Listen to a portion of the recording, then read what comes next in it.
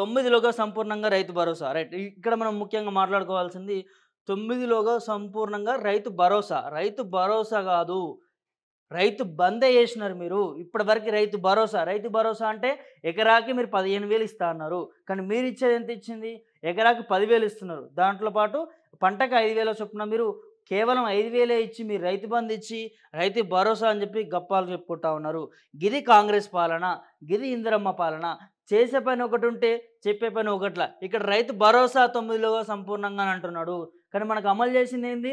రైతు బంధు. నిజంగా రైతులు గనుక చూసినట్లయితే ఈ రైతు భరోసా మీకు అందిందా? రైతు బంధు అందిందా? కింద కామెంట్ రూపంలో తెలియజేయాలని కోరుకుంటా ఉన్నాను.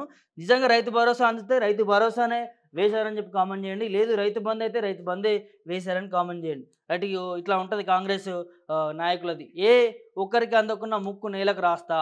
ఇది ఇది ఇది ఏ ఒక్కరికి అందకున్న అంటే ఈ నెల 9 లోపల ఏ ఒక్కరికి అందుకున్న ముక్కు నేలకు రాస్తా అని చెప్పి అన్నాడు. మరి ఇదే విషయంలో మరి రుణమాఫీ పట్ల ఎందుకు ముక్కు నేలకు రాస్తా ఈ లోపల అని చెప్పి చెప్పట్లేడు. కేవలం దేవుళ్ళ మీద ఓట్లేస్తా ఉన్నాడు.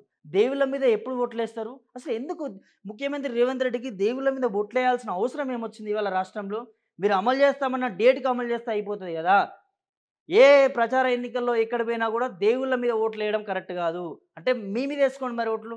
నేను పలానా డేట్ రోజు నేను ఆహ్, గ్యారంటీ అమలు చేయకపోతే రాజీనామా చేస్తా అని చెప్పుకో.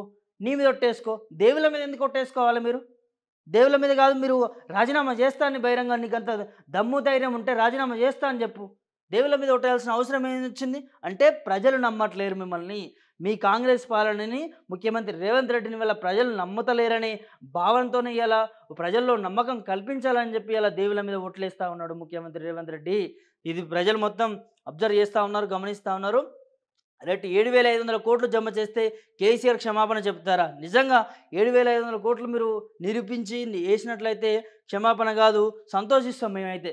మేమైతే సంతోషిస్తాం. కానీ చెప్పింది చేయాలే.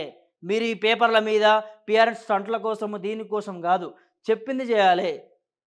భాజపాకు ఓటేస్తే ప్రజాస్వామ్యానికి, రిజర్వేషన్లకు ఓటు.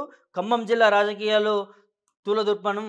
కొత్తగూడెం జనజాతర సభ కొత్తకోట సీతాఫల్ మండ్ నుండి నిన్న ఏదైతే ముఖ్యమంత్రి రేవంత్ రెడ్డి మీటింగ్‌లో ఇవన్నీ మాట్లాడాడు. అయితే చూద్దాం మరి 9 లోపల నిజంగా ముఖ్యమంత్రి రేవంత్ రెడ్డి రైతు భరోసా అన్నాడు. ఇదే రైతు భరోసా అమలు చేయకపోతే వాళ్ళకి గదే 5,000 ఇస్తే మాత్రం రైతు భరోసా కాదది రైతు బంధు.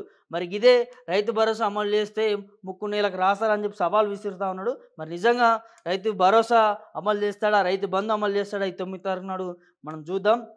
చూసినాక దాని గురించి మాట్లాడదాం. ఇక్కడ చూడొచ్చు చిత్రంలో కొత్తగూడెం సభలో అభివాదం చేస్తున్న సీఎం రేవంత్ రెడ్డి, చిత్రంలో తుమ్మల నాగేశ్వరరావు. ఇక్కడ ఏదైతే నిన్న ప్రచార యాత్రలో ఎవరైతే ఉన్నారో వాళ్ళ ఫోటోలు అయితే ఇక్కడ కనిపిస్తా ఉన్నాయి.